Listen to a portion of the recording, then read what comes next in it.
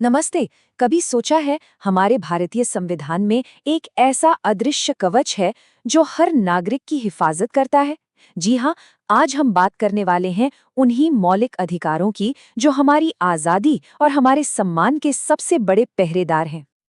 सोचिए, डॉक्टर अंबेडकर ने इसे संविधान की आत्मा कहा था। सिर्फ एक हिस्सा नहीं, बल्कि उसकी आत्मा। तो चलिए, आज इसी आत्मा की गहराई में उतरते हैं और पता लगाते हैं कि आखिर इन अधिकारों में ऐसा क्या है जो इन्हें इतना इतना जरूरी बनाता है। तो शुरुआत करते हैं संविधान के पार्ट 3 यानी भाग 3 से। देखते हैं कि हमारे संविधान बनाने वालों ने हमें क्या वादा किया था, क्या वचन दिया था। देखिए, ये सिर्फ कुछ नियम कानून नहीं है, ये तो हमारे लोकतंत्र की नींव हैं, उसकी बुनियाद। एक तरह से ये सरकार की ताकत पर एक लगाम लगाते हैं ताकि हर एक इंसान की जो बेसिक आज़ादी है वो महफूज रहे। अब आर्टिकल 13 को समझिए, ये बहुत दिलचस्प है। ये एक तरह का कह सकते हैं कि एक सुपर शील्ड है। ये साफ साफ कहता है कि सरकार कोई भी ऐसा कानून नहीं बना सकती जो इन अधिकारों को छीन ले या कम कर दे, और अगर बना भी दिया तो वो कानून अपने आप रद्द हो जाएगा। जीरो। यही वो चीज है जो इन अधिकारों को असली पावर देती है। तो चलिए इन अधिकारों के पहले और सबसे अहम पिलर यानी स्तंभ की बात करते हैं, और वो है सम्मानता का वादा। आर्टिकल 14 का सिद्धांत सुनने में बहुत सिंपल है, लेकिन है बहुत पावरफुल। ये कहता है कि कानून की नज़र में सब बराबर हैं। कोई अमीर हो, गरीब हो, किसी भी धर्म या जाति का हो, कोई फर्क नहीं पड़ता। ये एक फेयर गवर्नेंस की गारंटी है।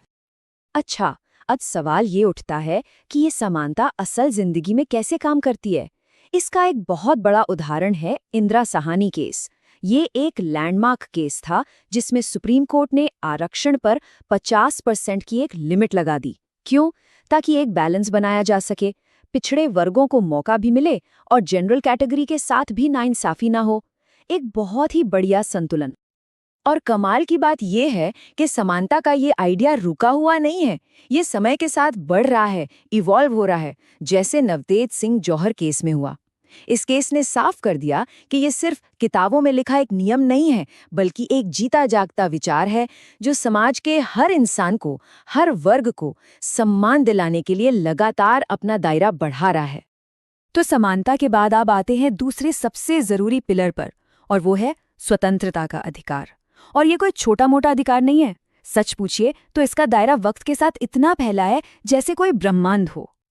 आर्टिकल 19 ये हमारी पर्सनल आज़ादी का केंद्र है। ये हमें 6 तरह की ज़रूरी आज़ादियाँ देता है, जैसे बोलने और अपनी बात रखने की आज़ादी, शांति से कहीं भी इकट्ठा होने की आज़ादी, यूनियन या एसोसिएशन बनाने का हक, पूरे देश में कहीं भी आने जाने की आज़ादी, कहीं भी बसने की आज़ादी और कोई भी काम, कोई भी बिजनेस करने की आज़ादी। सोचिए, इनके बिना एक डेमोक्रेसी की हम कल्पना भी नहीं कर सकते। और आज के डिजिटल ज़माने में इस आज़ादी का क्या मतलब है? हम जो ऑनलाइन लिखते पढ़ते हैं, क्या वो भी इसमें आता है? इसका जवाब हमें मिला श्रेया सिंघल केस से। ये एक बहुत ही ज़रूरी फैसला था जिसने इंटरनेट पर हमारी बोलने की आज़ादी पर जो एक पाबंदी लगाई जा रही थी उसे हटा दिया, हमारी डिजिटल फ्रीडम को प्रोटेक्ट किया। अब आते हैं आर्टिकल 21 पर।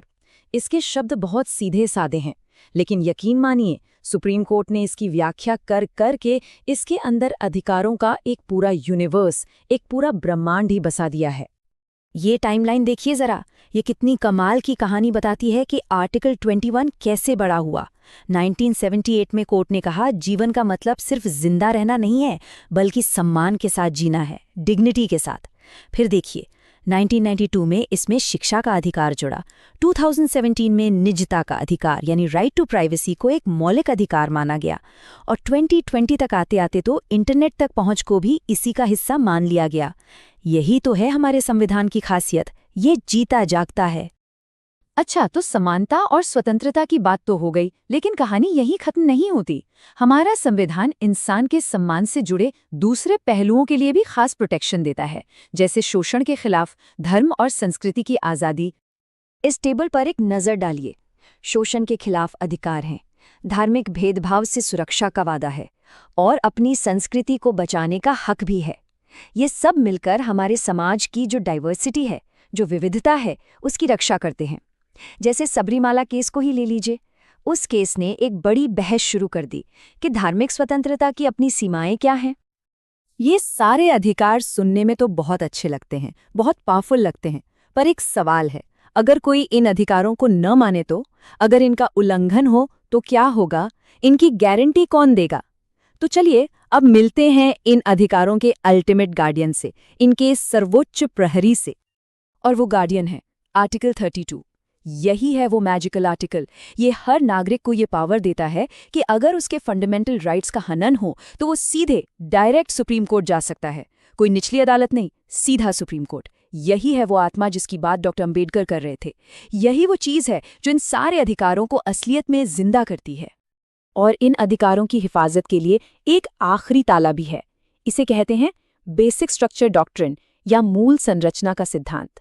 1973 का एक बहुत ही ऐतिहासिक केस था, केशवानंद भारती।